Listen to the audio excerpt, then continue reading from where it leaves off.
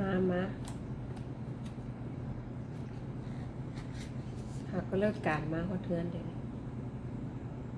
ซื้อข้าวปุ้นน่ะข้าวปุ้นน่ะยอจืดน่ะพันยอนะซื้อเอาไม่รู้ว่าได้คลุกไปนะพันยอแล้วก็มีปิ้งนะปิ้งบาร์บีคิวนะ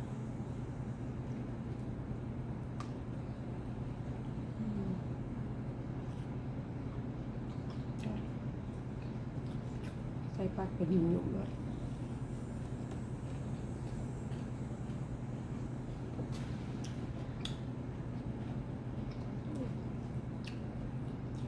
ข้าวปุ้นเบียร์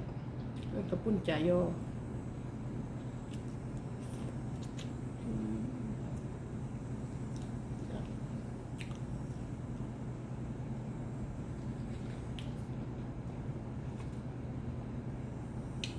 เลิกการมาแล้วหิว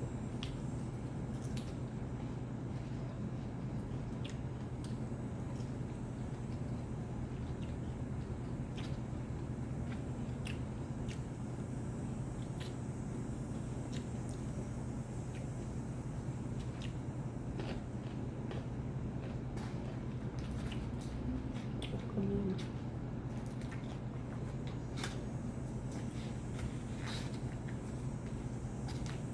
หัวโอ้ยสมน้อย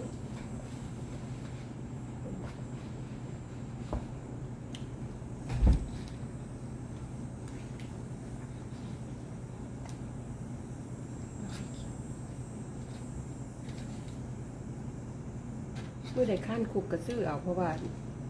บ้านปะก้อยอยู่ในเมืองนะมันนั่นใกล้ห้านใกล้ห้านขายเครื่องใกล้ห้านอาหารหลายห้านอาหารเบียดนะมีวัตถุแจ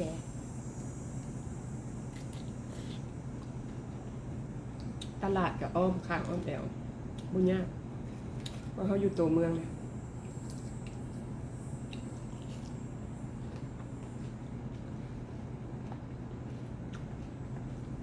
บางทีขึ้นจะไปซื้อเฮือนใหม่ครับอยากง่ายมันสบายพวกนี้ห้องมองง่ายๆกันอย่างนี้ที่เราทานนาทีมาหอดจังติบอก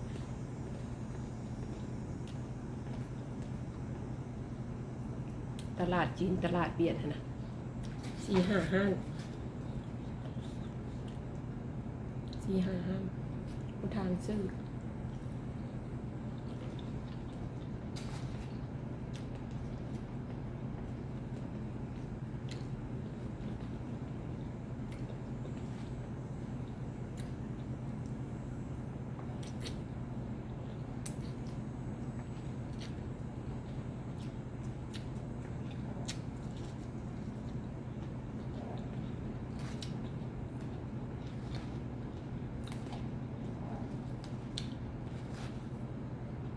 นี่ได้มาก็มากินอ่างหน้ากันหรอก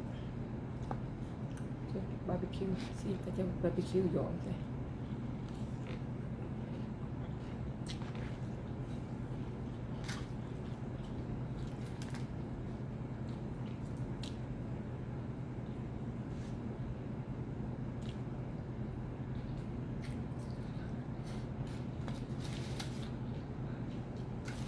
มันพอ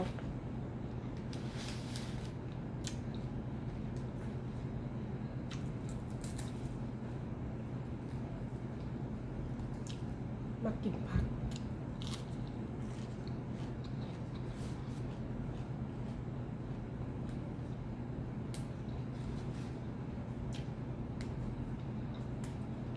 เบิร์ดได้ในกองนี่เสีย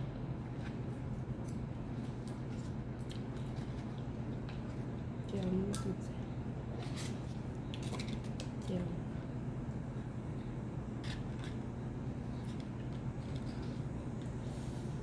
สปริงโรล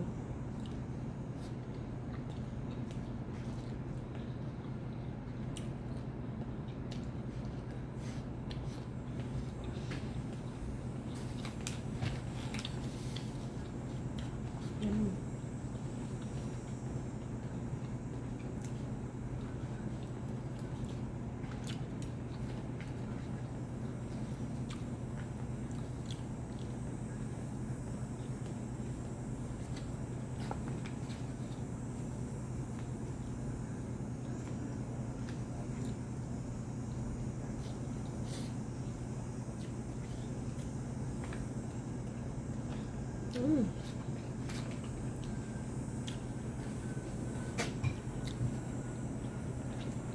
อกแบบนี้นะ$15ราคากับมี$15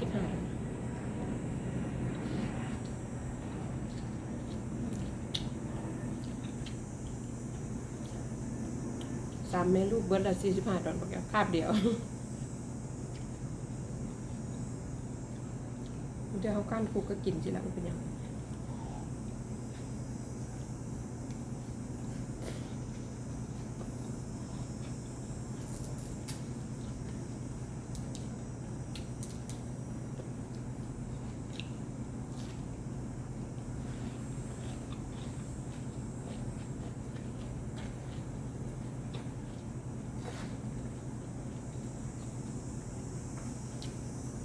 ซื้อกินเรื่อย5 น้ำเดี๋ยวนี้ก็5 น้ำอย่างกับไก่อบเป็ดอบพะนะหมูปิ้งเนี่ยจะใกล้แซ่บไปจังเลยกินเรื่อยกินจนเบื่อเป็ดอบไก่อบหมูปิ้งเห็นจนคิว